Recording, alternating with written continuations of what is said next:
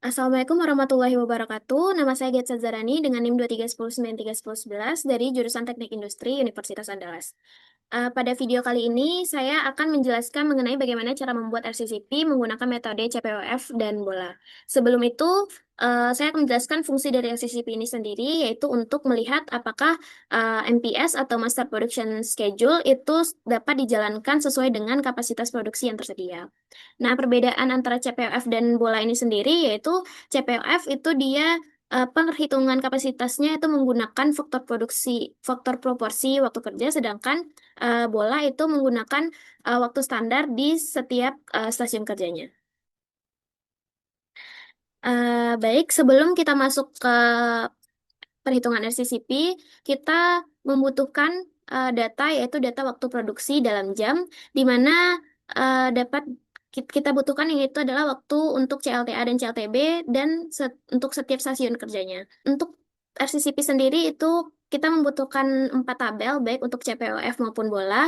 Itu kita membutuhkan 4 tabel, yaitu tabel kapasitas yang dibutuhkan untuk CLTA, tabel kapasitas yang dibutuhkan untuk CLTB, lalu kumulatif kapasitas yang dibutuhkan, dan yang terakhir itu adalah tabel kapasitas tersedia untuk menghitung kapasitas yang dibutuhkan, kapasitas tersedia, dan juga kapasitas tersedia ditambah overtime. Sekarang kita masuk ke uh, RCCP dengan metode CPOF. Yang pertama itu adalah harus menghitung uh, kita harus menghitung waktu proporsinya itu dengan menggunakan waktu dari waktu yang kita tadi dibagi dengan total waktunya. Kita kunci. Setelah kita dapatkan waktu proporsinya, itu kita membutuhkan data MPS data MPS atau data jumlah produksi yang kita dapat dari MPS. Kita ambil data dari MPS terlebih dahulu. Baru setelah itu kita lanjut untuk mencari ke kapasitas kebutuhannya untuk setiap periode. Di sini untuk CPF sendiri itu kita mencari terlebih dahulu kapasitas totalnya itu dengan mengalihkan antara mengalihkan antara kapasitas waktu total dengan kita dikali dengan jumlah produksinya yang kita ambil dari MPS sebelumnya. Kita tarik, lalu baru kita isi kapasitas untuk setiap SK-nya pada bulan Januari. Hmm, kita kunci dikali dengan kapasitas totalnya untuk periode Januari 2026. Enter.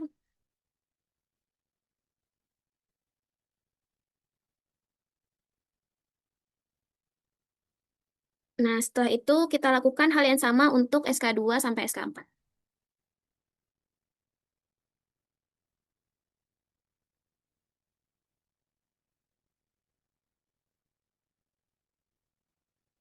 Baik, setelah kita dapatkan kapasitas yang dibutuhkan pada CLTA, selanjutnya itu kita menghitung kapasitas yang dibutuhkan pada CLTB, lakukan hal yang sama seperti yang kita lakukan pada CLTA sebelumnya.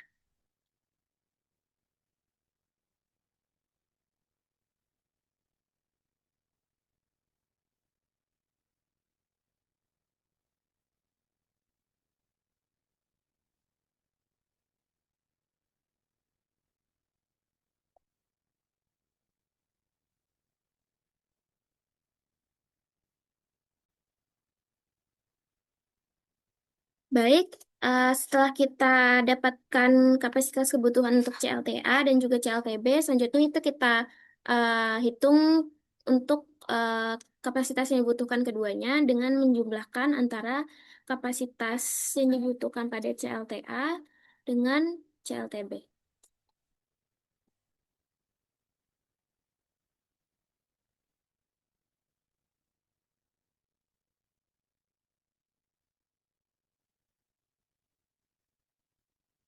Baik, setelah kita dapatkan total dari kapasitas yang dibutuhkan pada CLTA dan CLTB, lanjut kita ke tabel terakhir, yaitu tabel kapasitas tersedia.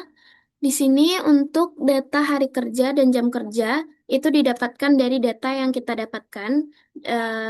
dapatkan dari sebelum-sebelumnya, sedangkan data kebutuhan tenaga kerja dan juga max overtime itu kita dapatkan dari data perencanaan agregat dari metode terpilih yang sudah kita hitung sebelum-sebelumnya. Nah, yang akan kita cari yang pertama itu adalah kapasitas yang dibutuhkan. Kapasitas yang dibutuhkan ini kita ambil dari tabel sebelumnya, dari tabel kapasitas CLTA dan CLTB.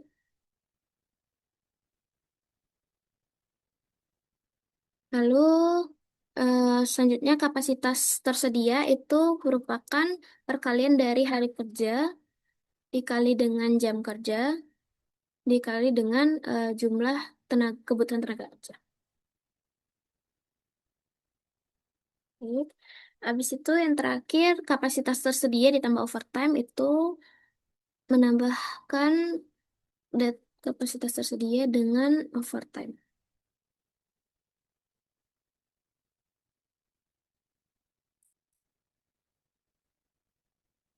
Baik, setelah kita dapatkan semua tabel ini, kita dapatkan semua data-data yang kita butuhkan, lanjut kita buat dalam bentuk grafik untuk mempermudah pembacaan hasil dari perhitungan RCCP yang kita dapatkan.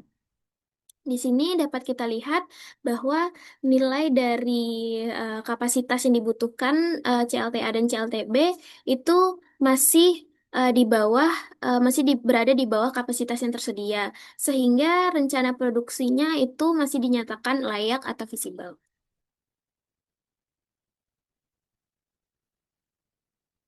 Baik, selanjutnya itu adalah RCCP menggunakan metode bola.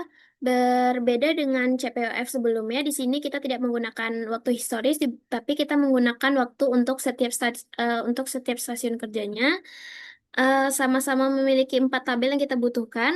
Yang pertama itu kita akan membuat kapasitas yang dibutuhkan pada CLTA. Kita membutuhkan data jumlah produksi yang kita ambil dari MPS, dari data MPS. Baru setelah itu kita cari kapasitas yang dibutuhkan untuk periode Januari SK1 itu dengan mengalihkan antara waktu kunci dulu dengan jumlah produksinya.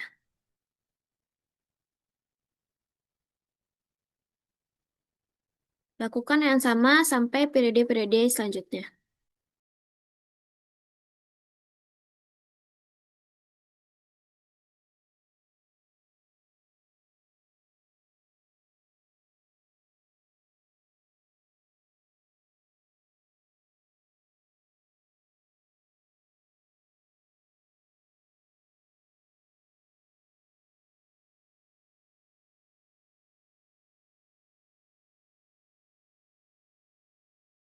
Baik, setelah kita dapatkan kapasitas yang dibutuhkan CLTA dan juga CLTB, lanjut ke kapasitas gabungan antara CLTA dan CTB sama seperti sebelumnya itu dengan cara kapasitas itu kita tambahkan.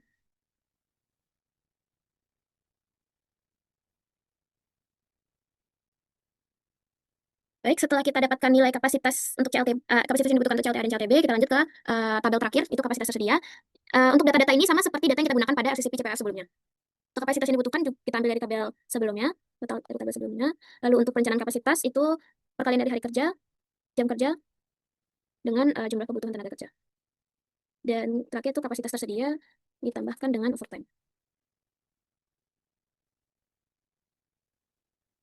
Nah, setelah kita dapatkan nilainya, selanjutnya itu kita buatkan dalam bentuk grafik. Nah, bisa kita lihat pada grafik RCCP bola ini, kalau si kapasitas yang dibutuhkan CLTA dan CLTB itu masih berada di bawah kapasitas yang tersedia. Sehingga kita dapat menyimpulkan bahwa eh, rencana produksi yang rencana produksi itu dinyatakan layak atau visible. Mungkin sekian dari saya. Mohon maaf jika ada kata-kata yang salah. Terima kasih. Assalamualaikum warahmatullahi wabarakatuh.